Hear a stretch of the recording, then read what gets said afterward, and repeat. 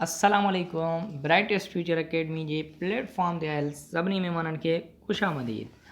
साथियों, पाण अॼु इंग्लिश ग्रामर में फ्यूचर टेंस ऐं उन जा टाइप्स सिखंदासीं। So let's start. Future simple tense जंहिंखे ज़मान मुस्तक़बिल सादो चयो वेंदो आहे। We use this tense to talk what we think or believe will happen in the future. यानी कि हीअ टेंस असां इस्तेमालु कंदा आहियूं जॾहिं असां सोचूं या यकीन रखूं त का शइ मुस्तक़बिल में थींदी। इन टेंस जा हेल्पिंग वर्ब्स आहिनि शल एंड विल। शल जो यूज़ेज मॉडर्न इंग्लिश में घटि थी चुको आहे। बहरहाल इन जो बि यूज़ेज असां हिते इस्तेमालु कयो आहे जीअं दोस्तनि नवनि खे ख़बर पइजी सघे। शल असां इस्तेमालु कंदा आहियूं जॾहिं सब्जेक्ट असांजा आई हुई हुजनि, एंड विल असां इस्तेमालु कंदा आहियूं बाक़ी ॿियनि सब्जेक्टनि सां। We use first form of main verb. Main verb जी पहिरीं शिकिल असां हिन टेंस में इस्तेमालु कंदा आहियूं। सिंधी निशानियूं हुजनि त टेंस खे सुञाणो वेंदो आहे। जॾहिं बि एक्शन वारे जुमिले में जुमिलो असांजो हिन लफ़्ज़नि ते ख़तमु थिए त पाण सम्झींदासीं इहे असांजो फ्यूचर सिंपल टेंस आहे। दो, दा, दी, दियूं, दुस। एग्ज़ाम्पल में ॾिनल आहे मां स्कूल वेंदुसि। वेंदुसि दुस ते लफ़्ज़ ख़तमु थियो त असां सम्झींदासीं इहो फ्यूचर सिंपल टेंस आहे। आई शैल गो टू स्कूल। छा मां अव्हां सां मिलंदुसि। Will I meet with U. हिते विल बि असां इस्तेमालु करे सघूं था, शल बि इस्तेमालु करे सघूं था। उहे रांदि न खेॾंदा। They will not play game. छा हू अव्हां लाइ चांहि ठाहींदी। Will she make tea for you. सवाली नाकारी इंट्रोगेटिव ऐं नेगेटिव जुमिला ठाहिण जो तरीक़ेकार मां प्रेज़ेंट सिंपल टेंस वारे लेक्चर में ॿुधाए चुको आहियां। उन जी लिंक डिस्क्रिप्शन में ॾिनल आहे। जेकॾहिं अव्हांखे नेगेटिव इंट्रोगेटिव जुमिला ठहण नथा अचनि त यू कैन वॉच। उन खां पोइ आहे फ्यूचर कंटिन्यूअस टेंस। ज़मान मुस्तक़बिल इस्तमरारी या मुसलसिल जारी। It is used to express ongoing और कंटिन्यूड एक्शन इन फ्यूचर। यानी कि को हलंदड़ कमु हुजे फ्यूचर में मुस्तक़बिल में उन जे बारे में टेंस असांखे ही ॼाण ॾींदो आहे। इन जा हेल्पिंग वर्ब्स आहिनि shall be and will be. Shall be same as we use कंदा आहियूं आई ऐं वी सां, बक़ाया सभिनि असां विल बि इस्तेमालु कंदा आहियूं। प्रेज़ेंट फ्यूचर में असां फस्ट फॉर्म पिया यूज़ कयूं, बट फ्यूचर सिंपल में असां फस्ट फॉर्म पिया यूज़ कयूं, बट फ्यूचर कंटिन्यूअस में we using with the main verb. Sindhi निशानियूं जिन त टेंस खे सुञातो वेंदो आहे। दो खां बाद में पियो, पिया, पियूं जो लफ़्ज़ इस्तेमालु कयलु हूंदो। दो पियो, दा पिया, दी पई, दियूं पयूं, दुस पियो। ही जॾहिं बि एक्शन वारनि जुमिलनि में कम वारनि जुमिलनि में लफ़्ज़ आख़िर में अची वञनि त पाण सम्झींदासीं हीअ असांजो फ्यूचर कंटिन्यूअस टेंस आहे। जीअं एग्ज़ाम्पल ॾिनल आहे मां स्कूल वेंदुसि पियो, त हिन खे ट्रांसलेट करण जे लाइ आई शल बी खां बाद में इंग सां गॾु वर्ब इस्तेमालु कंदासीं। Going to school.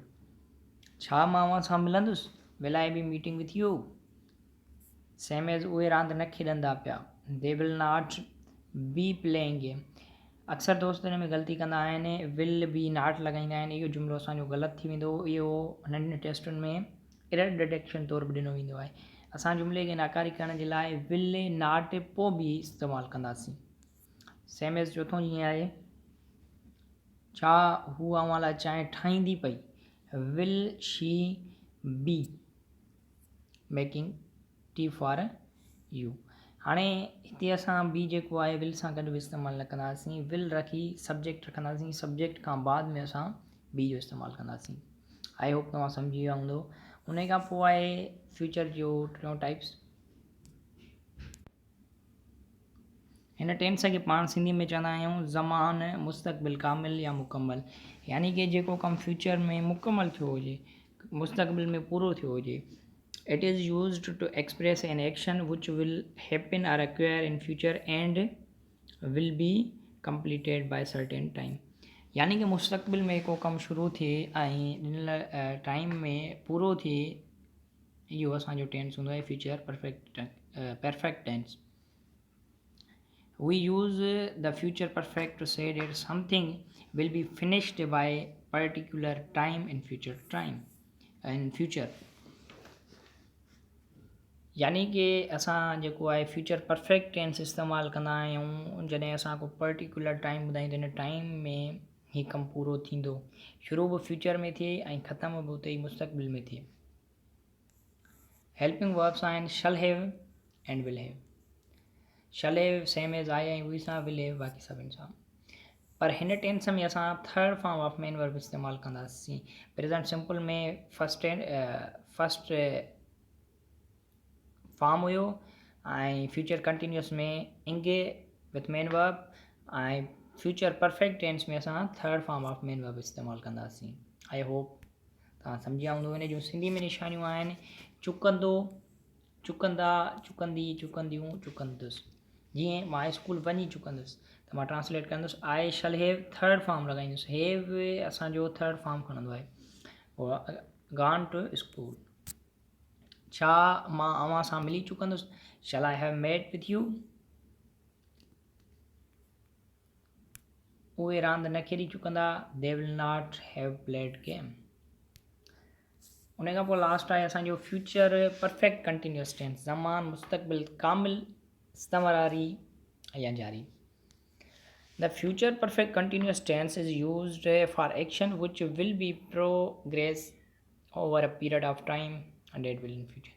यानी कि मुस्तक़बिल में को कमु जारी ॾेखारियो वञे त उन जे लाइ बि असां फ्यूचर परफेक्ट टेंस इस्तेमालु कंदा आहियूं। हिन जा हेल्पिंग वर्ब्स आहिनि shall have been and will have been. Shall have been we use I and we, will have been we use with all subjects. We use ing with main verbs and also we use since and for। same as जेको असां since ऐं for जे लाइ तरीक़ो इस्तेमालु कयोसीं present perfect continuous tense में, उन जी बि लिंक डिस्क्रिप्शन में ॾिनल आहे। जिन दोस्तनि खे ख़बर न आहे दे कैन वॉच। हिन टेंस जूं सिंधी में निशानियूं आहिनि चुकंदो पियो, चुकंदा पिया, चुकंदी पई, चुकंदियूं पयूं, चुकंदुसि पियो। उहे सुबुह खां वठी रांदि खेॾी चुकंदा पिया। They will have been playing game since morning. छा हूअ हिकु कलाक खां वठी अव्हां लाइ चांहि ठाहे चुकंदी पई। Will she have been making tea for you for an hour. I hope तव्हां सभिनि खे वीडियो पसंदि आयो हूंदो। जेकॾहिं वीडियो पसंदि आयो हुजे त सब्सक्राइब लाज़मन कंदा। महिरबानी।